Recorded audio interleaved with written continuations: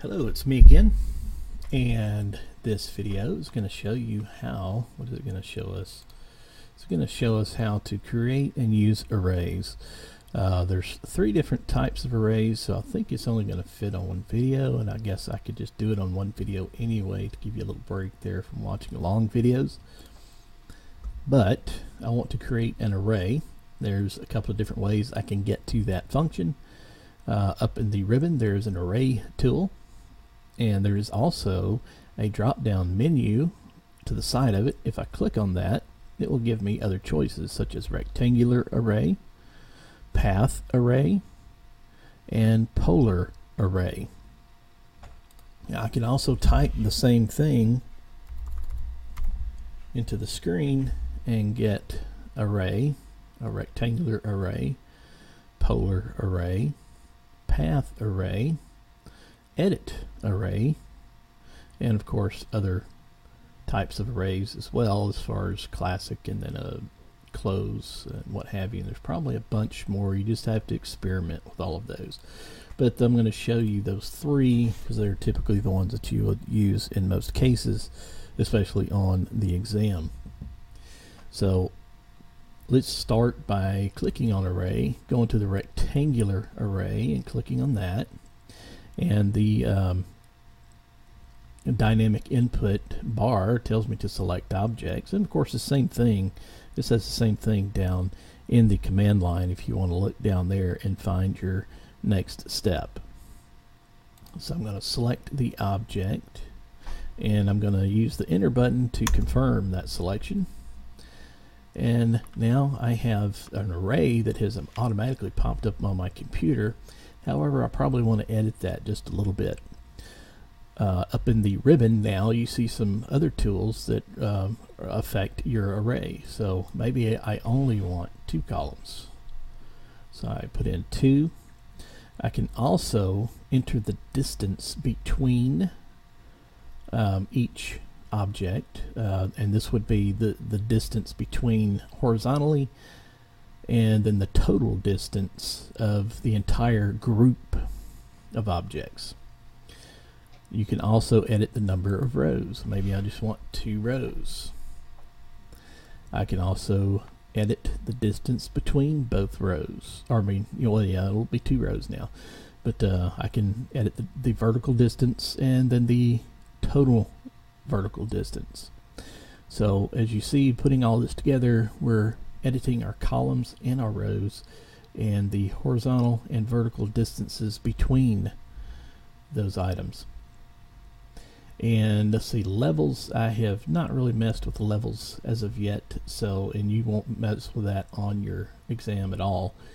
And then of course once you have completed all of this, you just click close array and little green check mark that I just clicked on, and then you have an array.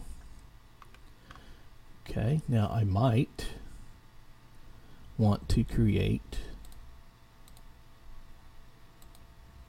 a path array. So if I click on path array, then it asks me to select objects, so I'll select those cubicles again. Now I'm going to click the enter button to confirm that selection and select path or curve. Well, guess what? I haven't drawn one. Let's draw a path. And let's go back to that array, select object, enter, select path or curve here. Grip and edit array. Okay, it won't let me select more than one line segment, so I'll just have to do with this one. If I had created this as a spline, it would certainly follow the spline, or it would follow a circle, a rectangle, or anything you want it to follow. So it says select grip to edit array, or, so I'll select grip, and it's not going to let me do anything for some reason. I'm just going to hit enter and it exits. Let's try a different deal here.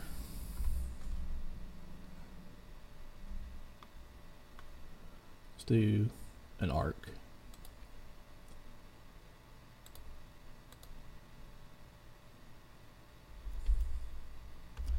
And actually what I need to do is start that arc somewhere over here on my object. Okay, now we have an arc, and we're going to do the path array. Select the objects, enter, select path or curve. There we go.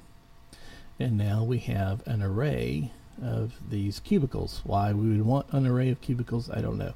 Well, I guess if you have a really big call center, you could set them up this way, and any kind of design or any way that you want to do that.